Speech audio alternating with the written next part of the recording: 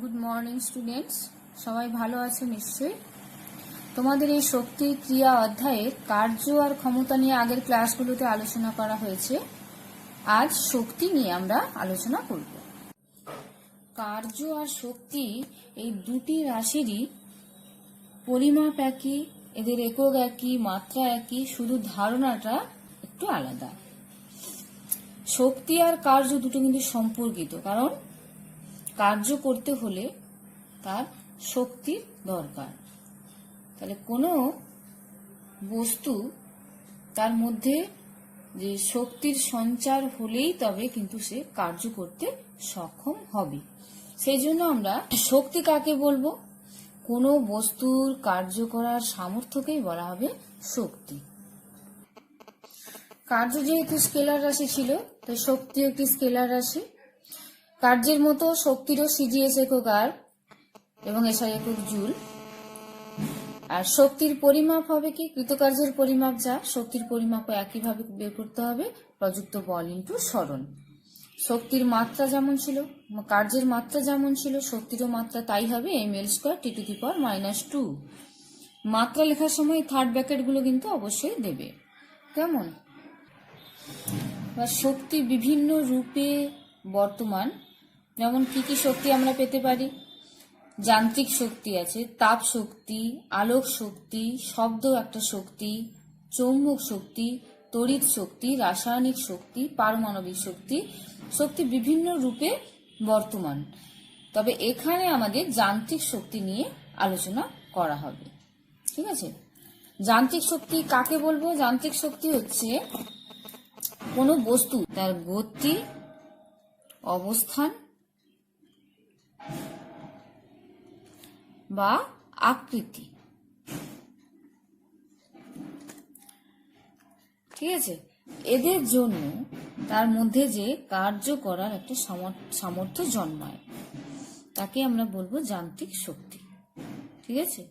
এই যান্ত্রিক শক্তি আবার দুই রকমের হয়। এক, স্থিতিশক্তি,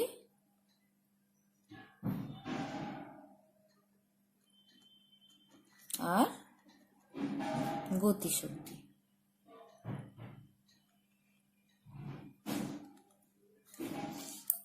স্থিতিশক্তি কাকে বলবো? কোনো বস্তুর অবস্থান এবং আকৃতি এই পরিবর্তনের জন্য তার মধ্যে যে সামর্থ্য জন্মায় কাজ করার, সেটা হচ্ছে স্থিতিশক্তি। আর গতিশক্তি হচ্ছে তার গতির জন্য তার মধ্যে যে কাজ করার সামর্থ্য জন্মায়, সেটাকে আমরা গতিশক্তি বলবো।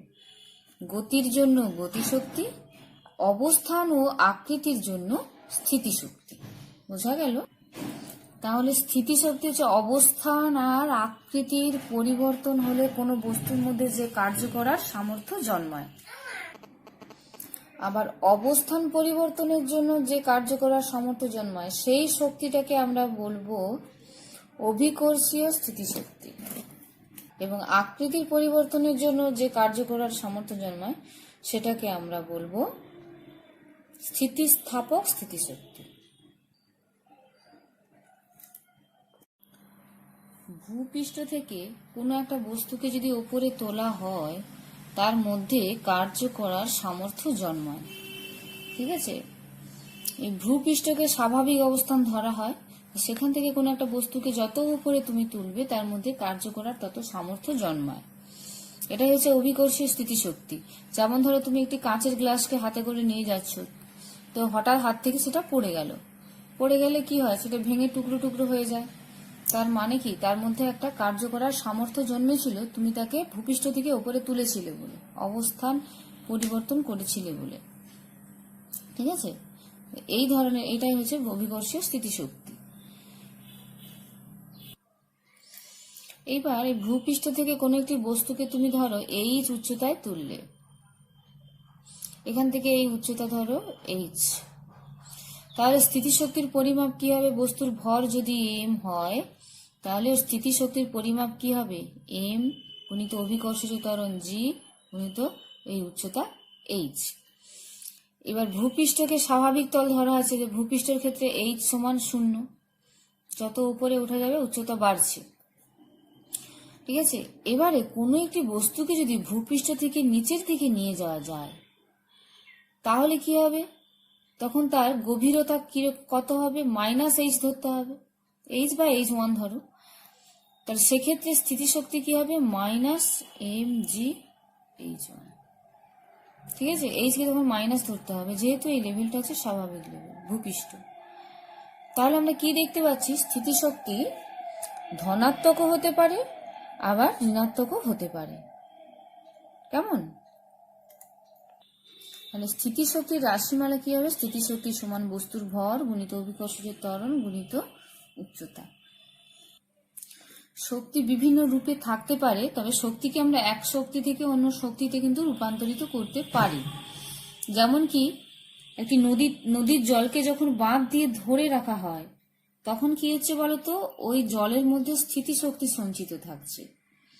ঠিক আছে, এবার যখনই ওই নদীর জল উপর থেকে নিচে পড়ছে তখন এই স্থিতিশক্তি গতিশক্তিতে রূপান্তরিত হয়ে যাচ্ছে। সেই শক্তিটাকে আমরা কাজে লাগিয়ে জলবিদ্যুৎ উৎপাদন করা হয়। ঠিক আছে, নদীর জলকে বাঁধ দিয়ে ধরে রাখা হলে এখানে কি শক্তি সঞ্চিত থাকবে? স্থিতিশক্তি সঞ্চিত থাকবে। ঠিক আছে, স্থিতিশক্তির এরকম আরো কতগুলো উদাহরণ দেওয়া যেত। যেমন ঘড়িতে দম দিলে কি হয় বলতো? ঘড়ির ভেতরে একটা স্প্রিং থাকে, সেই স্প্রিংকে সংকুচিত করা হয়। ঠিক আছে, এবার তার জন্য তুমি যে কাজ করলে সেটা স্থিতিশক্তির রূপে ওর মধ্যে সঞ্চিত থাকলো। এরপর ওই স্থিতিশক্তির সাহায্যে ধীরে ধীরে ওই পাকটা খুলে যায়, দিয়ে স্প্রিংটা ঘড়িটাকে চালাতে সাহায্য করে। যখন পুরোপুরি আগের অবস্থায় স্প্রিংটা ফিরে আসে তখন তার স্থিতিশক্তি পুরো শেষ হয়ে যায়, তখনই ঘড়িটা বন্ধ হয়ে যায়। আবার স্থিতিশক্তির এরকম আরো অনেক উদাহরণ আছে। যেমন ধনুক থেকে তীর ছোঁড়ার সময় স্বাভাবিক আকারে ধনুক থাকলে তীর ছোঁড়া যায় না, ধনুকটাকে একটু বাঁকানো অবস্থায় আনলে তখন তার মধ্যে স্থিতিশক্তি সঞ্চিত হয়, ফলে ধনুকটি কার্য করতে সক্ষম হয় এবং সেখান থেকে তীরটা ছোঁড়া যায়। ঠিক আছে, এখানে আর একটা কথা মাথায় রাখতে হবে যে সকল বস্তুই সুস্থির সাম্যে থাকতে চায়। এই সুস্থির সাম্যে থাকার জন্য তার স্থিতিশক্তি সে সর্বনিম্ন করতে চায়। সেই জন্য কি হয়? উঁচু জায়গা থেকে জল নিচের দিকে নামে, কারণ ভূপৃষ্ঠে যেহেতু h0, উচ্চতা যেহেতু 0, সেই জন্য এখানে স্থিতিশক্তি mgh0 মানে স্থিতিশক্তি 0। ফলে সমস্ত বস্তুই ভূপৃষ্ঠে নেমে আসার একটা প্রবণতা থাকে। কোনো বস্তুকে যত ওপরে তুমি তুলবে তার স্থিতিশক্তি তত বাড়বে, মানে তার সাম্য তত বিঘ্নিত হবে। যত ভূপৃষ্ঠের কাছে নিয়ে আসবে তত তার স্থিতিশক্তি কমবে এবং সে সাম্যের দিকে আসছে। আবার একটা স্প্রিংকে যদি তুমি টেনে ছেড়ে দাও তখন সে আবার আগের অবস্থাতেই কিন্তু ফিরে আসে। এটা হচ্ছে তার সাম্যে থাকার প্রবণতা। ঠিক আছে, আমরা গতিশক্তি নিয়ে আলোচনা করব। গতিশক্তি কথাটার মধ্যেই লুকিয়ে আছে কোনো বস্তু তার গতির জন্য তার মধ্যে যে কার্য করার সামর্থ্য জন্মে সেটাকেই বলা হয় গতিশক্তি। কোনো বস্তু যখন গতিশীল হয়, ধরো এই বস্তুটা এই দিক বরাবর গতিশীল, এদিক বরাবর যাচ্ছে, তো সেই বস্তুটাকে থামানোর জন্য উল্টো দিক থেকে একটা বল প্রয়োগ করতে হয়। ঠিক আছে, বল প্রয়োগ করার ফলে বস্তুটি যখন থামছে, সেই থামার আগে পর্যন্ত বস্তুটাকে ওই বলের বিরুদ্ধে কার্য করতে হয়, আর সেই কার্যের পরিমাণই হবে ওই বস্তুর গতিশক্তির পরিমাণ। বোঝা গেছে? এবার ওই বস্তুটির গতিশক্তির পরিমাপ আমরা কিভাবে করব? ধরো বস্তুটির ভর m, তার প্রাথমিক বেগ ছিল ইউ বেগে আসছিল, তো তার উপর একটি বল উল্টো দিক থেকে F বল প্রয়োগ করার ফলে বস্তুটির গতি ধীরে ধীরে কমতে থাকবে। এই পজিশনে এসে তার বেগ হয়ে গেল 0 হয়ে গেল, মানে বস্তুটি স্থির অবস্থায় এলো। তো এখান থেকে এই দূরত্বটা যে অতিক্রম করলো, ধরো সেই সরণ হচ্ছে s, আর বস্তুটির গতি যেহেতু ধীরে ধীরে কমছে তার মানে সেখানে মন্দন সৃষ্টি হয়েছে, সেই মন্দন ধরো a। তাহলে গতিশক্তি কি হবে? এর গতির বিরুদ্ধে যে কৃতকার্য কত? প্রযুক্ত বল ইন্টু সরণ, উল্টো দিক থেকে যে বল প্রয়োগ করেছিল F ইন্টু বস্তুর সরণ, এটা হচ্ছে গতিশক্তি। এবার এফ সমান কি, বল গুণিত ত্বরণ বা মন্দন, তোমরা আগে পড়েছো। আমরা শুধু মানটা এখানে নেব, ঠিক আছে। তাহলে এফ সমান এম ইন্টু এ, এখানে বসালে এম এ এস। আবার বস্তুটি যেহেতু মন্দন নিয়ে চলছে, তার গতির সমীকরণ আমরা লিখতে পারি ভি স্কোয়ার সমান U square minus 2as, V square সমান ইউ স্কোয়ার মাইনাস 2as। তো এখানে অন্তিম বেগ ভি হচ্ছে 0 হয়ে যাচ্ছে, তো এখানে যদি 0 বসাও তাহলে ইউ স্কোয়ার সমান 2as পাবো আমরা। তো 0 বসালে ইউ স্কোয়ার সমান 2as, বা এখান থেকে as তাহলে কত পাচ্ছি, ইউ স্কোয়ার বাই 2। এই মানটা এখানে বসিয়ে দাও, বসালে আমরা কি পাবো, তাহলে গতিশক্তি সমান কি হবে,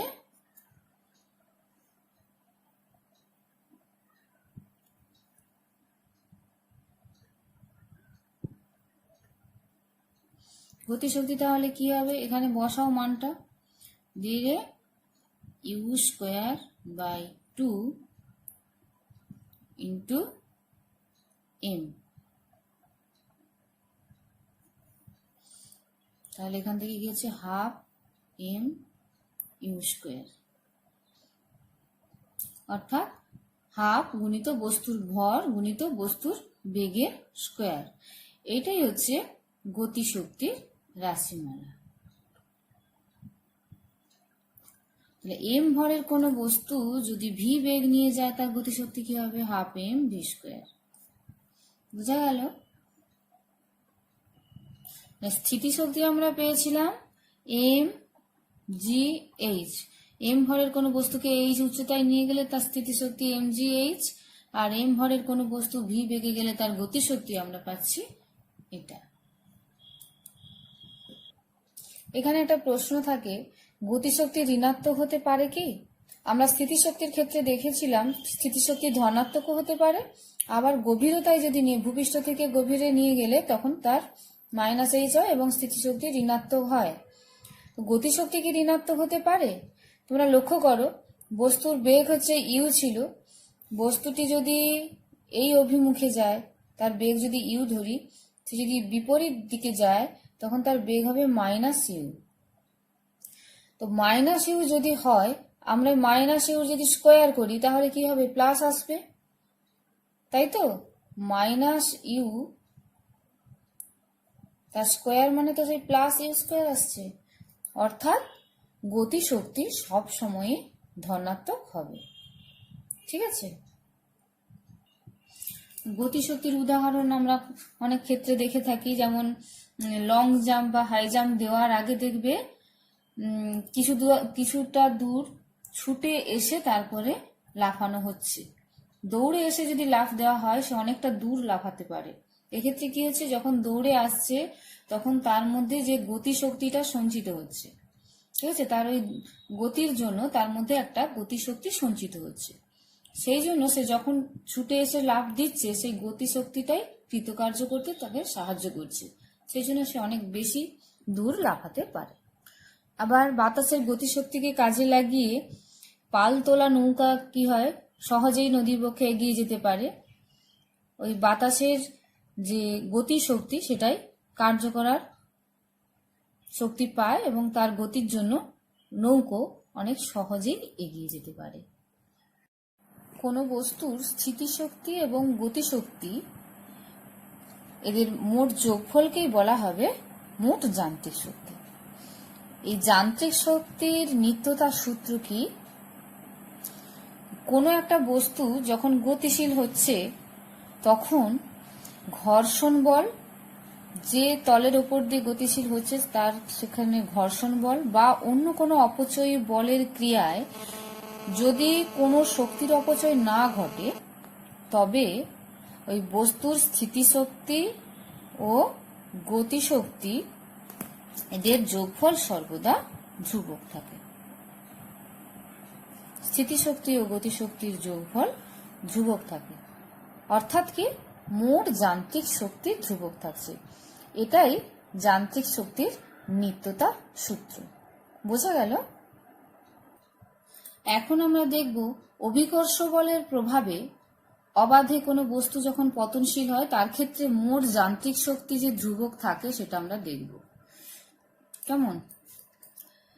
দেখো, কোনো একটা বস্তু যখন পড়ছে, ভূপৃষ্ঠের দিকে আসছে, তখন কি হচ্ছে, একবারে সর্বোচ্চ অবস্থানে যে মুহূর্তে সে স্থির ছিল তখন কিন্তু তার মধ্যে সমস্ত শক্তিটাই ছিল স্থিতিশক্তি।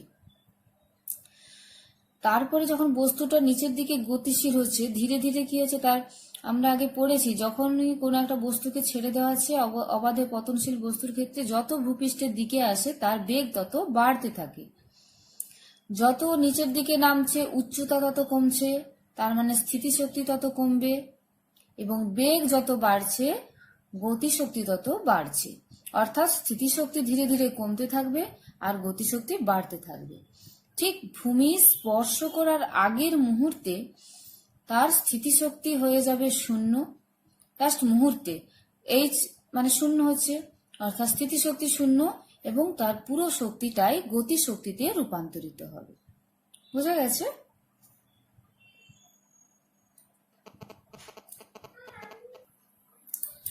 ধরো এই বস্তুটি যখন এ বিন্দুতে স্থির অবস্থায় ছিল, সেখান থেকে বস্তুটিকে ছেড়ে দেওয়া হলো, যখন বি অবস্থানে এলো তখন তার বেগ ধরো নিচের দিকে বেগ ভি, এবং সি অবস্থানে সে ভূমি স্পর্শ করলো। এ বিন্দুর উচ্চতা ভূপৃষ্ঠ থেকে উচ্চতা এইচ, আর এ থেকে বি বিন্দুর দূরত্ব যদি এক্স হয় তাহলে ভূপৃষ্ঠ থেকে বি বিন্দুর উচ্চতা কত হবে? পুরোটা এইচ ছিল, সেখান থেকে এক্স বাদ দাও, দিলে হবে এইচ মাইনাস এক্স। ঠিক আছে? এ বিন্দুতে মোট শক্তি তাহলে কি হবে? স্থিতিশক্তি এবং গতিশক্তির যোগফল। এখানে স্থিতিশক্তি কত? বস্তুটির ভর যদি এম হয় তাহলে ওর স্থিতিশক্তি এম জি এইচ। আর গতিশক্তি কত হবে? এখানে যেহেতু স্থির অবস্থায় ছিল সেই জন্য তার বেগ শূন্য, তার মানে গতিশক্তি শূন্য। অর্থাৎ মোট শক্তি কত? M G H.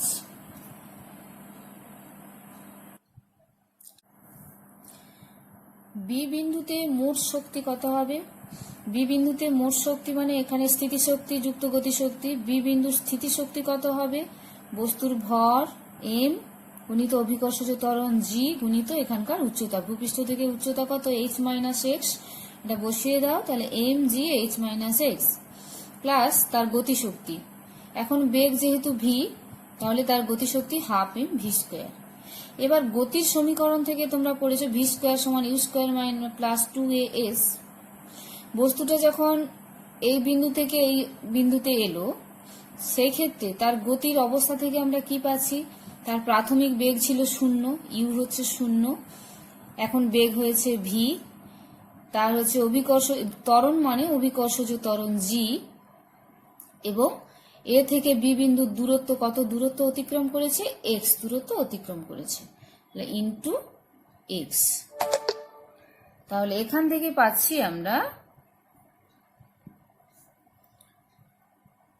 V square সমান তাহলে 2gx। এই মানটা এখানে বসিয়ে দাও, বসালে আমরা কি পাবো? এখানে mgh মাইনাস mgx প্লাস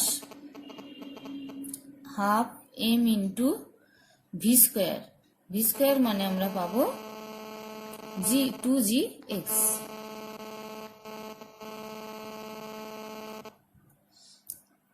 ঠিক আছে? তাহলে আমরা কি পাচ্ছি?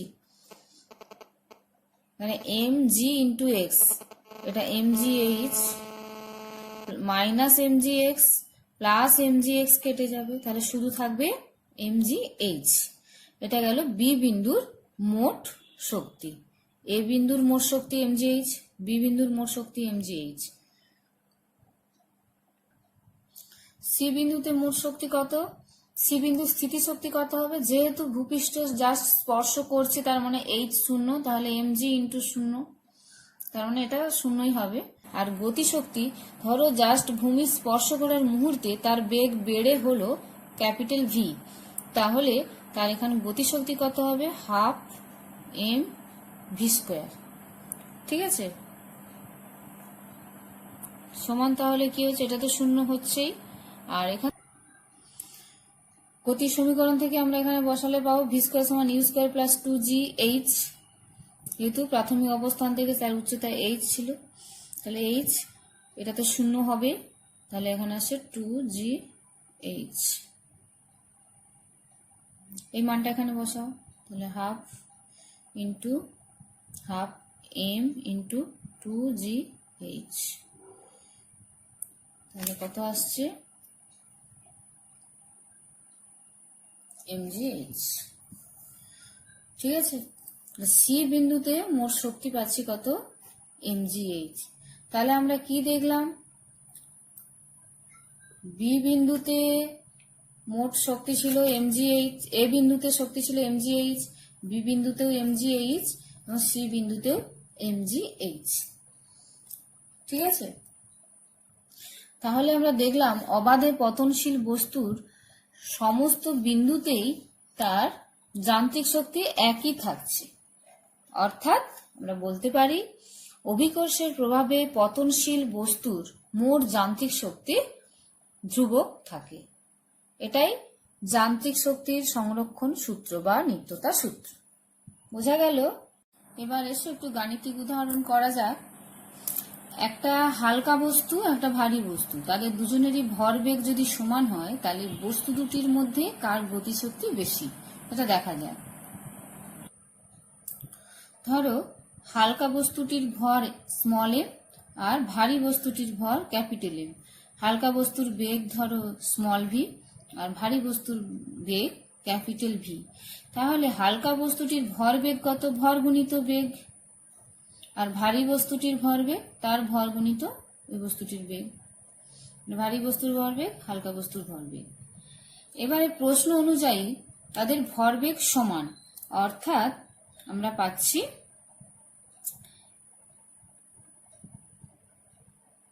এম ভি সমান এম ভি, এটা বলা হয়েছে। ঠিক আছে, তাহলে হালকা বস্তুর গতিশক্তি বাই ভারী বস্তুর গতিশক্তি সমান কি হবে? হালকা বস্তুর গতিশক্তি হাফ এম ভি স্কোয়ার আর ভারী বস্তুর গতিশক্তি হাফ এম ভি স্কোয়ার। ঠিক আছে, হাফ হাফ কেটে গেল। এবার এম ভি স্কোয়ার একে এম দিয়ে ভাগ করলে ওপরে এম, নিচে মানে গুণ করা হয়েছে, তাহলে m square V square by m গুণিত আবার ক্যাপিটাল এম ভি স্কোয়ার, একেও এম স্কোয়ার এম আর এম, ক্যাপিটাল এম আর নিচে আর উপরে গুণ করা হচ্ছে, এম স্কোয়ার ভি স্কোয়ার। ঠিক আছে, আর যেহেতু এম ভি সমান small M V capital M V সমান, তাহলে এগুলো কাটাকাটি করে চলে যাবে, থাকবে কত? Capital M by small M. Capital M বলাই হয়েছে ভারী বস্তু, তাহলে তার ভর অবশ্যই বেশি। তাহলে ক্যাপিটাল এম যদি বেশি হয়, উপরে যদি বেশি হয়, তাহলে তার মান একের থেকে বেশি। তাহলে আমরা এখানে দেখেই বলতে পারি যে হালকা বস্তুর গতিশক্তি বেশি হবে। তাই তো? বোঝা গেল? একইভাবে তোমরা এটা করার চেষ্টা করবে। একটি হালকা বস্তু এবং একটি ভারী বস্তুর গতিশক্তি যদি সমান হয়, তাহলে কার ভরবেগ বেশি হবে। ঠিক আছে, এবার আমরা এখান থেকে বস্তুর ভরবেগ আর গতিশক্তির মধ্যে একটা সম্পর্ক পেতে পারি। কোনো বস্তুর বেগ যদি ইউ হয়, ভর যদি এম হয়, তাহলে তার ভরবেগকে পি বলে ধরা হচ্ছে। পি সমান পাবো আমরা এম ইন্টু ইউ। গতিশক্তি হাফ এম ইউ স্কোয়ার, সেখান থেকে হাফ এম এম উপরে নিচে গুণ করা হয়েছে, তাহলে half m square u square by m, আর এম ইউ মানে p, p square by 2m। ঠিক আছে, এটা গতিশক্তির সঙ্গে ভরবেগের সম্পর্ক। গতিশক্তির সমান তাহলে ভরবেগের স্কোয়ার বাই 2m, এই সম্পর্কটা আমরা পেতে পারি। এবার তোমরা যদি এক নজরে শক্তি আর কার্যক্ষমতা শক্তি তোমাদের হয়ে গেল, তুলনামূলক যদি তোমরা এইভাবে পড়ো তোমাদের সুবিধা হবে। শক্তি আর ক্ষমতার এখানে তুলনা করা হয়েছে, সেটা তোমরা দেখবে।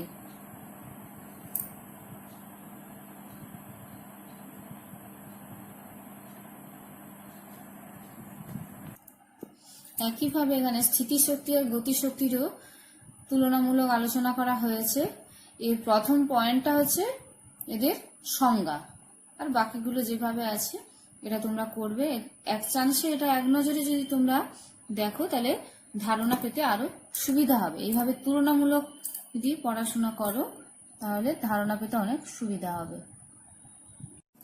এবার দেখো, ঘড়িতে দম দিলে সেখানে স্থিতিশক্তি সঞ্চিত হয় বলা হয়েছিল। এবারে যখন ওই স্প্রিংটা, যখন ঘড়িতে দম দিলে তো ঘড়ির স্প্রিংটি গুটিয়ে সংকুচিত হচ্ছে, স্থিতিশক্তি সঞ্চিত হচ্ছে। যখন ওই স্প্রিংটি স্বাভাবিক আকার ফিরে আসছে তখন সে কি করে, ঘড়ির কাঁটাটাকে ঘোরায়। এখানে এই গুটানো স্প্রিং এর স্থিতিশক্তি তখন ঘড়ির কাঁটার বা অন্যান্য যে সচল অংশ তাদের গতিশক্তিতে রূপান্তরিত হচ্ছে। ঘড়ি যখন চলছে সেক্ষেত্রে স্থিতিশক্তি গতিশক্তিতে রূপান্তরিত হচ্ছে। এটা হচ্ছে স্থিতিশক্তি থেকে গতিশক্তি রূপান্তরের ক্ষেত্রে আমরা দেখতে পেলাম। আবার যখন নদীর জলকে বাঁধ দিয়ে ধরে রাখা হচ্ছে, স্থিতিশক্তি সঞ্চিত থাকছে, যখনই ওই জলকে আবার প্রবাহিত হতে দেওয়া যাবে তখনই ওই স্থিতিশক্তি আবার গতিশক্তিতে রূপান্তরিত হয়ে যায়। ঠিক আছে, তাহলে এখান থেকে তোমরা এই প্রশ্নগুলোর সমাধান করার চেষ্টা করবে। ঠিক আছে, ওকে, থ্যাংক ইউ।